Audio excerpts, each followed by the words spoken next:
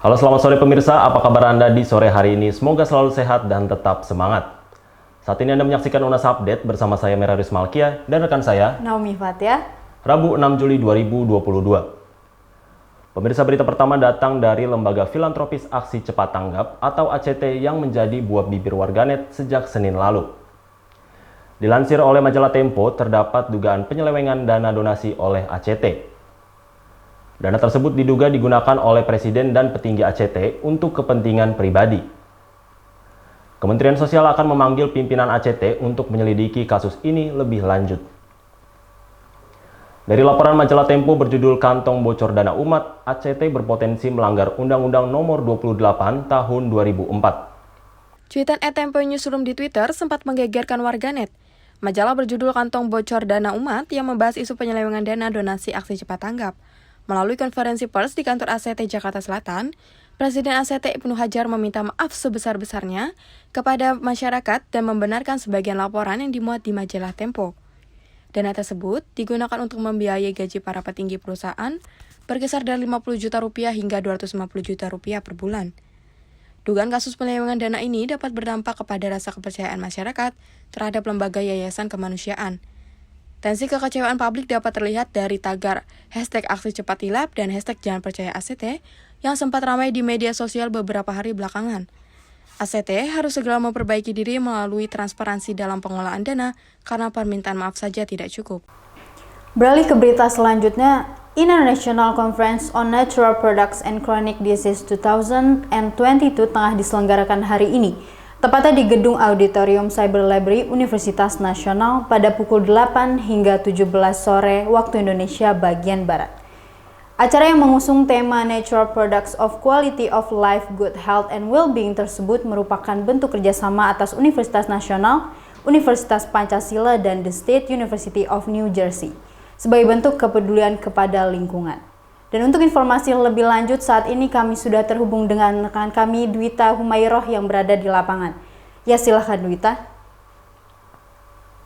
Baik, Sobat TV UNAS, saat ini saya sudah berada di Universitas Nasional, tepatnya di Auditorium Cyber Library, di mana hari ini Rabu 6 Juli 2022 telah diselenggarakannya acara International Conference on Natural Product Disease 2022 yang merupakan kerjasama antara Universitas Nasional dengan Universitas Pancasila dan dengan beberapa universitas lainnya.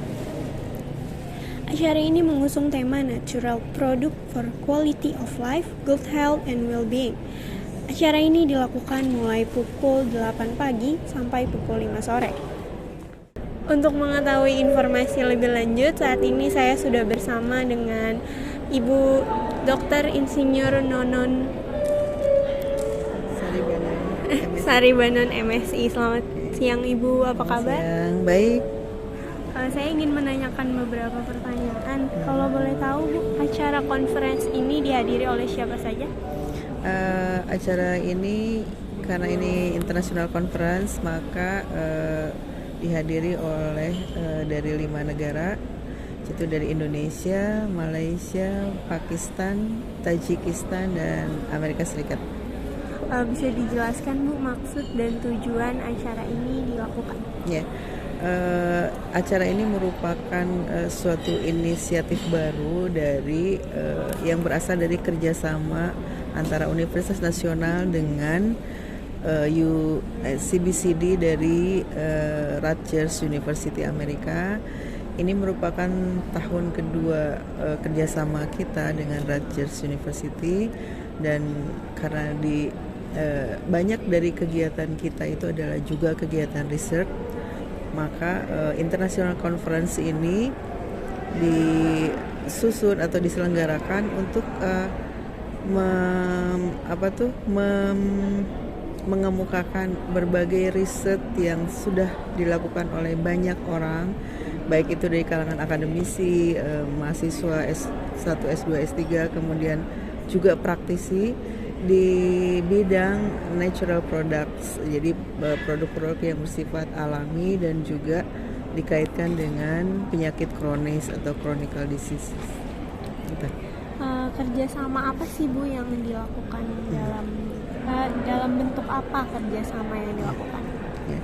Kerjasama kita dengan beberapa negara tersebut ya, Indonesia terutama Amerika dengan Tajikistan itu antara lain adalah pelatihan, training, kemudian research, joint research, kemudian juga workshop, seminar dan conference.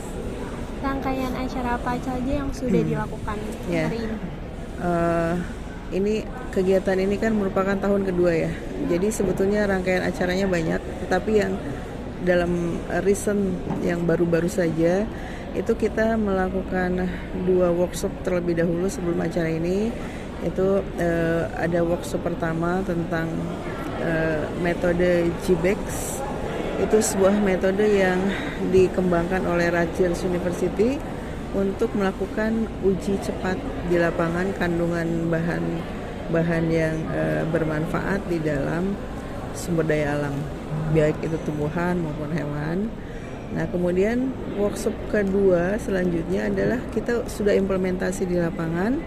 Kita lakukan di Taman Nasional Gunung Halimun Salak selama 3 hari. Dan itu selesai pada tanggal 4 yang lalu, dan ini sebetulnya merupakan acara puncaknya adalah International Conference. Ya. Harapannya untuk program ini ke depannya apa? Kita sangat berharap program ini untuk sementara adalah program 5 tahun, tetapi kita berharap dapat melanjutkan terus program kerjasama ini di tahun-tahun selanjutnya. Jadi kita tahun kedua masih ada 3 tahun lagi kerjasama ini akan berlanjut, dan mudah-mudahan akan diperpanjang kembali dan seterusnya. Dan untuk itu memang tujuan kita antara lain adalah untuk mengembangkan potensi kekayaan alam Indonesia khususnya yang masih belum banyak tergali. Kita tahu bahwa Indonesia ini adalah negara kedua terbesar di dunia untuk biodiversity. Makanya kalau itu dapat kita gali lebih banyak apa manfaatnya dan seterusnya, semoga ini menjadi sebuah landasan untuk pembangunan kita ke depan, untuk peningkatan kesejahteraan masyarakat dan seterusnya. Baik Sobat TV UNES, demikianlah penjelasan yang telah diberikan oleh Ibu Dr. Insinyur Nonon Sari Banun. Saya Dwita Umairo dan juru kamera Vito Davino kembali ke studio. Baik, terima kasih Dwita atas laporan Anda. Baik pemirsa, berita selanjutnya datang dari Presiden Joko Widodo yang menetapkan vaksin booster sebagai syarat kegiatan yang melibatkan masyarakat banyak. Kebijakan tersebut dilatar belakangi oleh capaian vaksinasi booster yang masih rendah. Berdasarkan data Peduli Lindungi, rata-rata ada 1,9 juta orang yang masuk mal perharinya dan hanya 24,6% yang sudah melakukan vaksinasi booster. Untuk itu saat ini kami sudah terhubung dengan rekan kami Ananda Tias. Silakan Tias.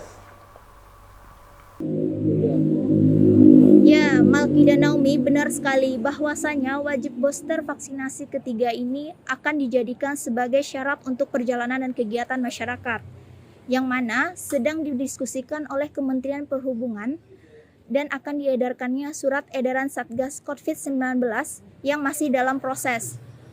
Dan Sobat TV UNAS, dapat kita ketahui juga bahwasanya kebijakan ini akan berlaku selama 2 minggu lagi. Dan untuk itu pemerintah juga menegaskan bahwa kebijakan vaksin booster ini berlaku untuk masyarakat yang ingin dalam perjalanan laut, darat, ataupun udara, dan kegiatan masyarakat lain seperti masuk perkantoran, mal, sekolah, ataupun bandara harus wajib melakukan vaksinasi booster. Dan untuk itu juga, mengapa pemerintah menetapkan kebijakan ini? Karena capaian vaksinasi booster masih rendah yang telah didata oleh aplikasi Peduli Lindungi. Dan Sobat TV UNAS, untuk kalian ketahui juga bahwasanya untuk anak-anak yang masih SD dapat melakukan vaksinasi pertama dan kedua, dan untuk 17 tahun ke atas dapat melakukan vaksinasi booster. Sekian informasi yang dapat saya sampaikan. Saya Ananda Tias Putri beserta juru kamera saya Alzidan mengucapkan terima kasih. Kembali ke studio. Baik, terima kasih Tias atas laporan Anda. Pemirsa, informasi tadi sekaligus menutup perjumpaan kita kali ini. Demikian UNAS Update pada hari ini, tetap terapkan protokol kesehatan dimanapun Anda berada serta lakukan vaksinasi. Saya Nomi Fatia dan rekan saya, Merarius Malkia, beserta tim redaksi yang bertugas mengucapkan terima kasih atas kebersamaan Anda dan sampai jumpa.